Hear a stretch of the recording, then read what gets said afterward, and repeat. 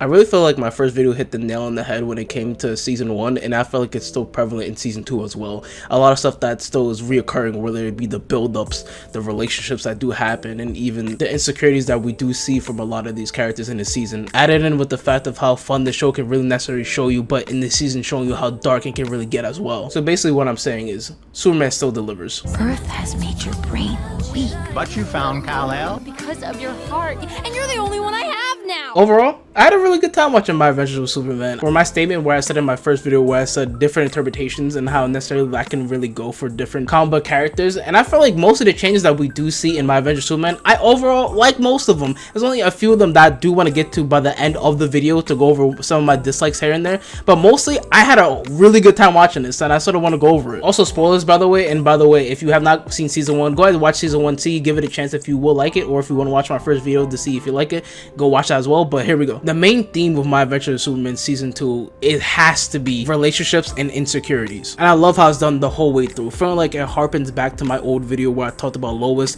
and how her relationship with her father is really necessarily affecting her. It happens even more and shows off my claim to be correct, where we see Lois's past and her past with her father when she was a kid and she had to basically have a whole bunch of survival instincts and survival trials to be okay on her own. Added in with the fact that her mother's sick, she keeps moving so she doesn't inherently have a lot of friends, negating her the luxury of having a childhood, and on top of that her father is the only person that's there for her, feels less of a father and more of a drill sergeant. It makes perfect sense of why Lois is the way she is. From her being a go-getter, from her being extremely arrogant, from her pushing her father in the forefront in her life and really ignoring everything else, affecting the relationship that she does have, especially with Clark. And no matter how you want to look at it, the saying still rings true: hurt people hurt people. If you yourself aren't in a stable position or a stable mindset to go into a relationship, you can actually hurt that other person and just continue a cycle that could be everlasting and really fucking sucks for anyone else that has to deal with that person. That's why it's extremely important to have yourself straightened out before you do anything with anyone else. But going back to Lois and her father, where I just feel extremely bad for her, is like she wants to necessarily be seen, she wants to be able to take care of her father and be like, it's okay dad, I have the situation under control, you don't have to go above and beyond, you can actually just sit down and be a father for once. And it's even sadder because she has to push so hard to get to that point, and it's unclear if she even gets to that point by the end of the show. And having it be seen and having it be told to you that you as a parent extremely matters to that child. You will affect that child to the day they die, from how you treat them, from how they treat others, for how they treat themselves, and by inherently affecting so many other people by what you do today, but also having other people help you along that way, like a Clark. But also talk about Clark and his insecurities of just necessarily being alone, or having that feeling of being alone even though you have so many people that love you and care for you around you, you can still inherently be alone, and having so much self-doubt around you just for like Clark's purpose of him being alone in the sense of having no other race that is a Kryptonian around him. He's just alone, so he inherently feels like everyone that is with him doesn't necessarily like him like that, or like him to the certain degree that he thinks of in his head. There's always that self-doubt, like, oh, I'm a Kryptonian, oh, I'm an alien, people don't inherently like me the way I think they do. And one of the things that they added on that I really wish they did a lot more of, well, they still did to a good extent, but maybe if they did it for like a whole season, that would probably scratch my itch, is the Superman problem, right? It's something that inherently got talked about in more recent comics, just the idea of them finding out, oh my god, Superman's an actual alien. You know, that should realistically be in your mind a little bit, just a tiny bit, like, oh my goodness, this Superman is around me doing all these crazy things. But anyways, just the idea of them finding out he's an alien and then them just either turning on him or being like, whoa, I don't know about this is a little bit of a weird idea or concept. Or the people that have defended him since day one because he's always done a good act ever since they have seen him. But what all this felt like, it punches Superman down mentally and just breaking him down to the point where I think it might be too much for Superman. He might actually just straight up break down and he might be done for a little bit. Feeling like it was a two-way street when it came to Lois and Clark, of them having their issues and their problems and them having to solve it, and sort of that solution being each other, you guys having each other and just working through your problems together, having that person be with you and work things out even if it gets extremely hard for you to even speak or even talk about it. But just that act of knowing that you are there is more than enough sometimes. But seeing how far they go for each other, it just makes the show that much great, and especially when it comes to all the lighthearted stuff we do have. But speaking about lighthearted stuff, we had some extremely dark moments, especially in season 2 of My Adventures with Superman, especially with the character Kara and Brainiac, and making it feel like it's one of the most disgusting relationships I think I've ever seen. Now, I don't want to go into all the changes that we do see because I want to get to it in a little bit,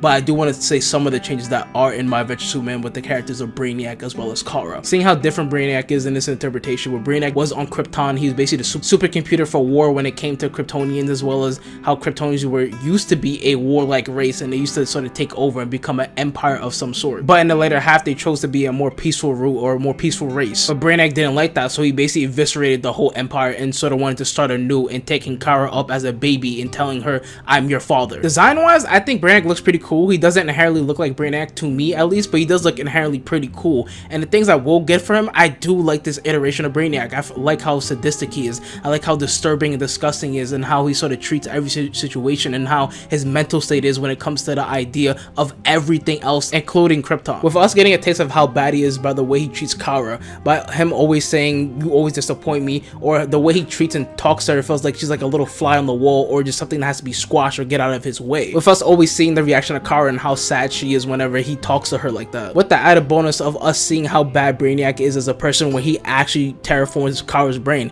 He tells her that you're doing this all for the Empire. You should always keep doing as I say. You should always listen to me no matter what I say or tell you to do.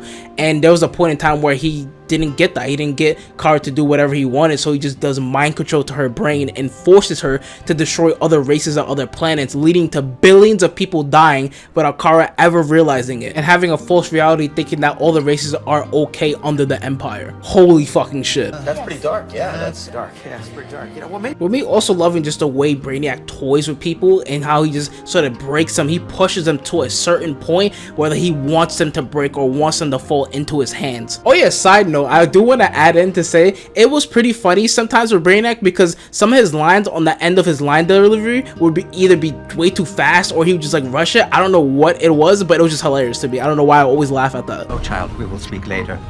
Then there's also Kara, who I obviously feel bad for everything what I just said, but just I love the arc of her just like slowly having that realization of like, holy shit, Brainiac is actually the worst of the worst. And not only that, but her finally getting to a position where she's loved by not only Clark, her cousin, but for others, for other people being like her family or her pseudo family. With her and Clark both having that realization that they're not alone, that they always have one each other and other people that love and care for them. Then there's also something that was beautiful, which is just the good-hearted part of the show, where it's like Jimmy as well as Kara sort of basically getting together or getting to really know each other, and you see Jimmy just basically taking her out and sort of showing her like there's more to the world than what you've seen, giving her a new perspective and showing how great the world is, as well as a huge side note that really makes me sad, but also I really like at the same time, is that the fact that Jimmy was like a millionaire and he just loses all of his money by the end of the season. It's like a fucking timer, or just showing the money count slowly go down every single time he does something crazy with the money. And I just knew by the time we got to the end of it, I already knew as soon as I saw the money count the first time, he's gonna lose all of his money, isn't he? What?